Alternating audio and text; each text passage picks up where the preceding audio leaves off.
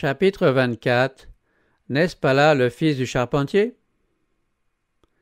Les beaux jours du ministère du Christ en Galilée furent assombris par l'incrédulité des habitants de Nazareth. N'est-ce pas là le fils du charpentier, dirent-ils? Au cours de son enfance, puis de sa jeunesse, Jésus avait adoré avec ses frères dans la synagogue de Nazareth. Il avait été absent depuis le début de son ministère, mais on n'avait pas été sans apprendre ce qui lui était arrivé. L'intérêt et l'attente arrivèrent au plus haut point quand il réapparut dans sa ville. Il retrouvait ici les visages familiers des personnes qu'il avait connues depuis son enfance. Sa mère, ses frères et ses sœurs étaient là.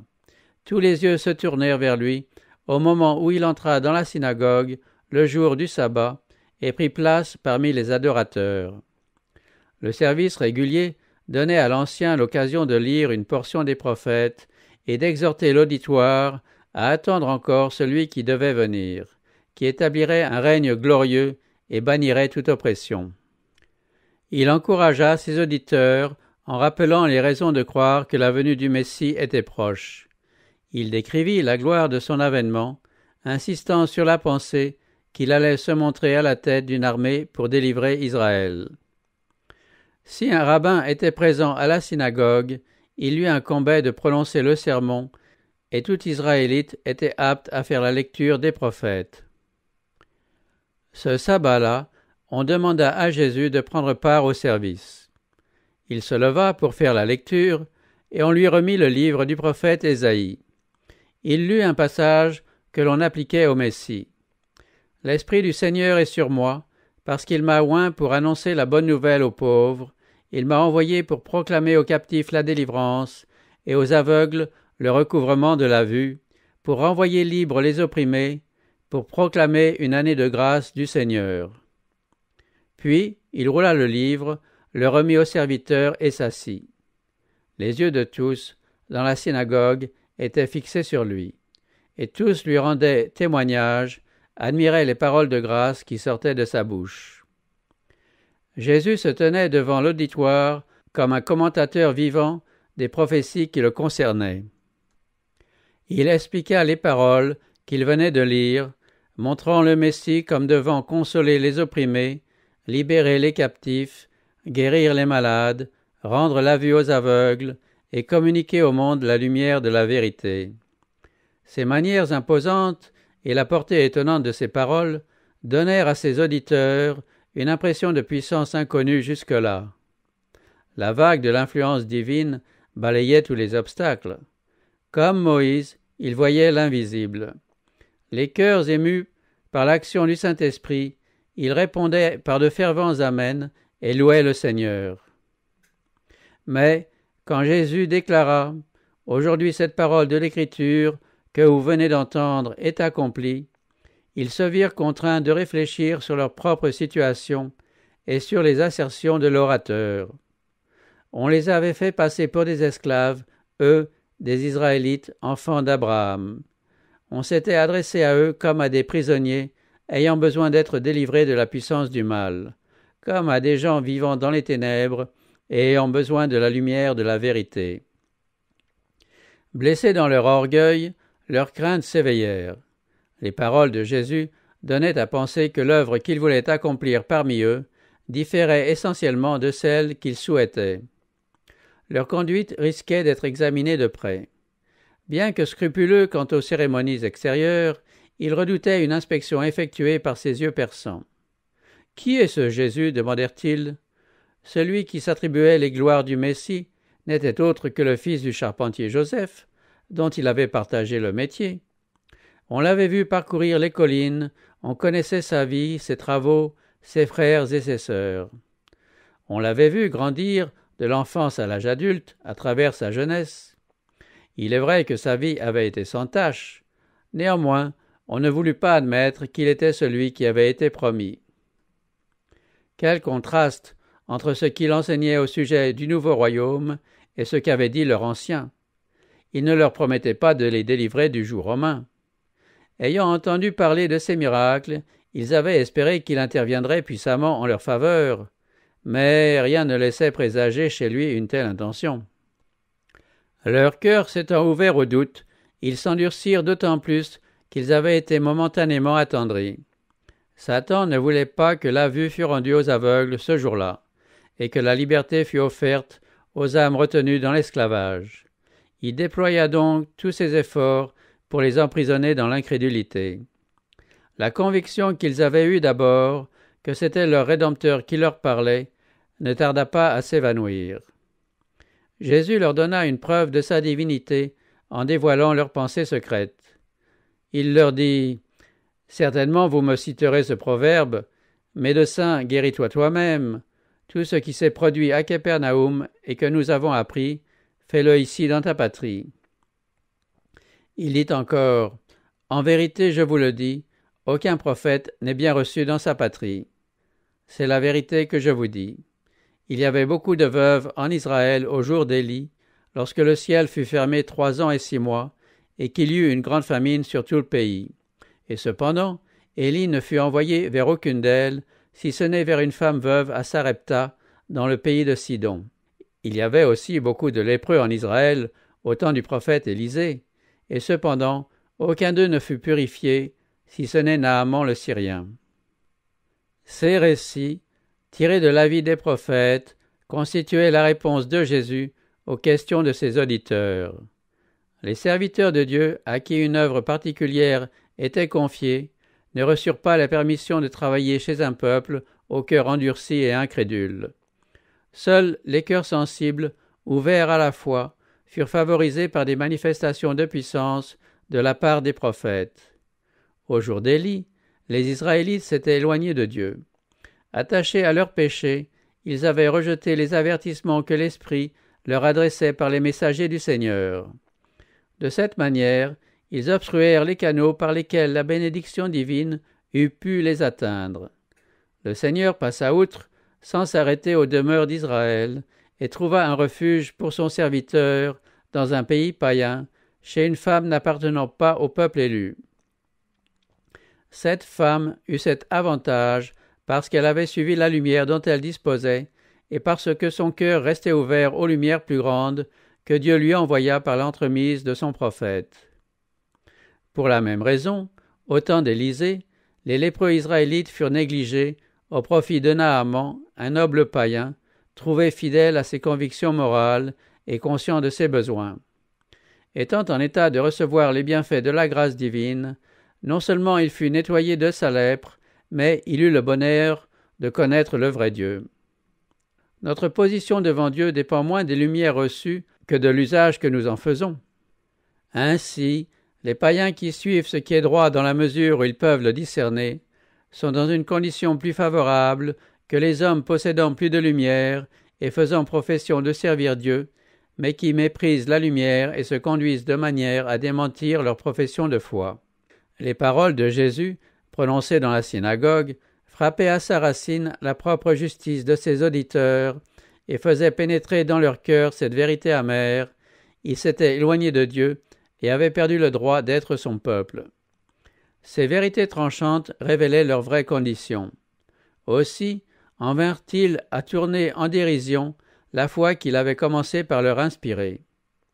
Cet homme sorti de la pauvreté et de l'humilité ne pouvait être pour eux qu'un homme ordinaire.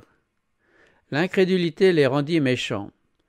Dominés par Satan, ils se mirent à pousser des cris de rage contre le Sauveur. Ils s'étaient détournés de celui qui avait pour mission de guérir et de restaurer.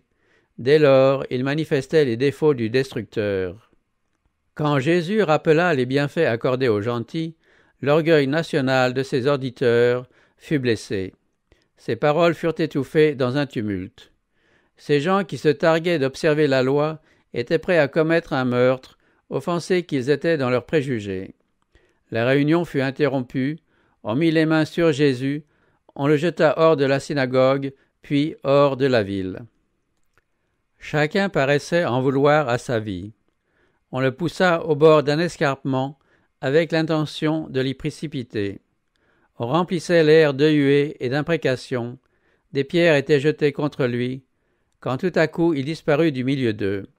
Les messagers célestes, qui s'étaient tenus à ses côtés dans la synagogue, l'arrachèrent à la foule furieuse de ses ennemis et le conduisirent en lieu sûr.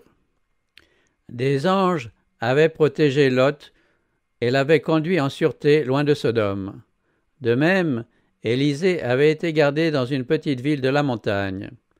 Alors que les collines environnantes étaient peuplées de chars et de chevaux envoyés par le roi de Syrie, Élisée avait contemplé les armées de Dieu campées sur les pentes voisines, les chevaux et chariots de feu entourant le serviteur du Seigneur.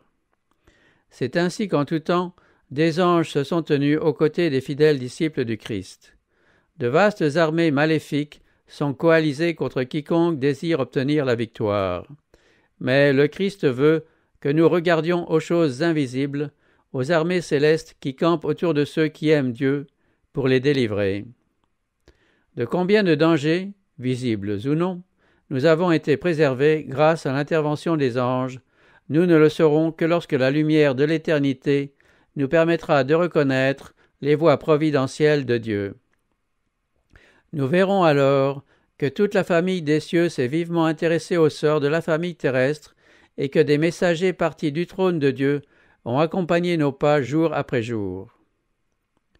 Quand Jésus lut le passage prophétique dans la synagogue, il passa sous silence la dernière déclaration concernant l'œuvre du Messie. Après avoir lu les mots « pour proclamer une année de grâce du Seigneur », il omit la phrase « et de la part de notre Dieu un jour de vengeance ». Ceci était tout aussi vrai que ce qui précédait, et le silence de Jésus n'entendait pas opposer un démenti à cette vérité. Mais cette dernière expression était justement celle sur laquelle ses auditeurs aimaient à méditer et dont ils souhaitaient l'accomplissement. Ils annonçaient les jugements divins sur les païens, sans voir que leur culpabilité était encore plus grande. Ils avaient un plus grand besoin de la miséricorde divine dont ils entendaient priver les païens. Ce jour-là, alors que Jésus se tenait au milieu d'eux dans la synagogue, l'occasion leur était offerte d'accepter l'appel céleste. Celui qui prend plaisir à faire grâce ne demandait qu'à les sauver de la ruine que leur péché allait entraîner. Il ne voulut pas les abandonner sans leur adresser un dernier appel à la repentance. Il revint au foyer de son enfance vers la fin de son ministère en Galilée. Depuis qu'on l'y avait rejeté, la renommée de sa prédication et de ses miracles s'était répandue dans tout le pays. On ne pouvait lui dénier un pouvoir surhumain. Les habitants de Nazareth savaient qu'il allait de lieu en lieu, faisant du bien et guérissant ceux que Satan opprimait. Il y avait à proximité des villages entiers où l'on aurait pu trouver une seule maison où l'on put entendre les gémissements d'un malade. Jésus avait passé par là et guéri tous les malades. La compassion manifestée dans chacun de ses actes attestait l'onction divine. Une fois de plus, les Nazaréens furent remués par l'Esprit divin en entendant les paroles de Jésus. Cette fois encore, ils ne purent admettre que cet homme qui avait grandi au milieu d'eux leur fût supérieur. Ils se souvenaient avec amertume que, tout en s'attribuant les promesses messianiques, il leur avait refusé une place en Israël. Il les avait jugés moins dignes de la faveur divine qu'un païen, homme ou femme. Aussi, tout en s'interrogeant d'où lui viennent cette sagesse et ces miracles, ils ne voulaient pas l'accepter comme le Christ de Dieu. Leur incrédulité fut cause qu'il ne put accomplir que peu de miracles parmi eux. Les cœurs, ouverts à ses bienfaits, n'étaient pas nombreux. Aussi s'éloigna-t-il avec regret pour toujours. L'incrédulité, une fois installée chez les habitants de Nazareth, les maintint sous son emprise. Il en fut de même du Sanhédrin et de la nation. Le fait d'avoir repoussé pour la première fois la démonstration de la puissance du Saint-Esprit fut, autant pour les prêtres que pour le peuple, le commencement de la fin. Pour bien montrer qu'ils avaient eu raison de lui résister, ils continuèrent à ergoter sur les paroles du Christ. Leur opposition à l'Esprit aboutit à la croix du Calvaire, à la destruction de leur cité, à la dispersion de la nation à tous les vents. Combien le Christ désirait ouvrir à Israël les trésors précieux de la vérité. En raison de leur aveuglement spirituel, on ne pouvait songer à leur faire connaître les vérités concernant le royaume. Ils restaient attachés à leurs croyances et à leurs vaines cérémonies, tandis que la vérité du ciel attendait d'être accueillie. Ils dépensaient leur argent pour de la balle et de la paille, et négligeaient le pain de vie qui était à leur portée. Pourquoi ne sondaient-ils pas sérieusement la parole de Dieu, pour voir s'ils n'étaient pas dans l'erreur? Tous les détails du ministère du Christ se trouvaient consignés clairement dans les Écritures de l'Ancien Testament. Lui-même ne cessait de citer les prophètes en déclarant « Aujourd'hui cette parole de l'Écriture que vous venez d'entendre est accomplie ». S'ils avaient scruté les Écritures avec sincérité et soumis leur théorie à l'épreuve de la parole de Dieu, Jésus n'aurait pas eu l'occasion de pleurer sur leur impénitence. Il n'en serait pas venu à déclarer « Voici, votre maison vous sera laissée déserte ». Sa messianité se serait imposée à leur esprit et l'épouvantable calamité qui réduisit en ruine leur cité orgueilleuse eût été évitée. Leur fanatisme absurde avait rétréci l'esprit des Juifs. L'enseignement du Christ mettait en évidence leurs défauts de caractère et sollicitait leur repentir. En acceptant ces enseignements, ils se seraient condamnés à modifier leurs habitudes et à abandonner les espoirs qu'ils chérissaient. Pour mériter les honneurs du ciel, il fallait renoncer aux honneurs humains. Obéir aux paroles de ce nouveau rabbin, c'était aller contre les opinions des grands penseurs et docteurs contemporains. La vérité, qui était impopulaire au jour du Christ, l'est encore aujourd'hui. Elle est devenue impopulaire depuis que Satan l'a fait prendre en dégoût par les hommes en leur offrant des fables qui flattent leur vanité. Ne sommes-nous pas confrontés aujourd'hui par des théories et des doctrines privées de tout fondement biblique? On s'y attache avec autant d'obstination que les Juifs n'en montrèrent pour leur tradition.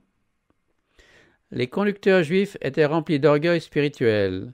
Ils cherchaient leur propre gloire, même dans le service du sanctuaire. Ils recherchaient les premiers sièges dans les synagogues.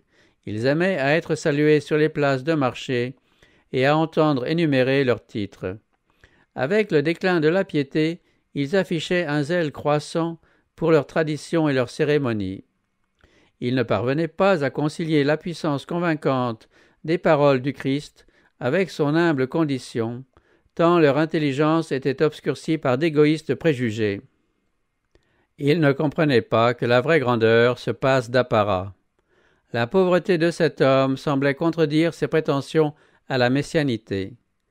S'il est ce qu'il affirme, pensait-il, pourquoi est-il si modeste? S'il renonçait à l'usage de la force, que deviendrait leur nation?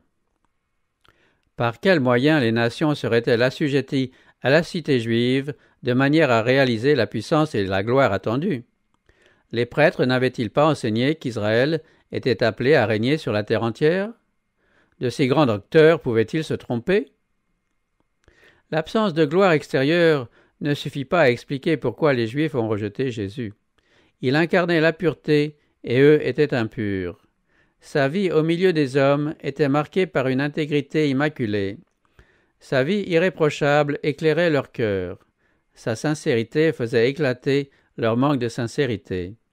Il montrait le vide de leur piété prétentieuse et leur découvrait le caractère odieux de l'iniquité. Une telle lumière ne pouvait plaire. Si le Christ avait attiré l'attention sur les pharisiens, s'il avait vanté leur savoir et leur piété, il l'aurait accueilli avec joie. Mais quand il présentait le royaume des cieux comme une dispensation miséricordieuse à portée universelle, cet aspect de la religion leur était intolérable. Leur conduite et leur enseignement n'avaient jamais été de nature à faire aimer le service de Dieu. Lorsqu'ils voyaient Jésus s'occuper de ceux qui étaient l'objet de leur haine et de leur mépris, ils se sentaient agités par les pires passions de leurs cœurs orgueilleux. Malgré l'ambition qu'ils nourrissaient de voir le lion de Juda assurer à Israël la prééminence sur toutes les nations, ils auraient accepté plus volontiers d'être frustrés de leurs espoirs que de supporter les reproches du Christ, dénonçant leurs péchés, sans compter que la présence même du Christ les condamnait par sa pureté.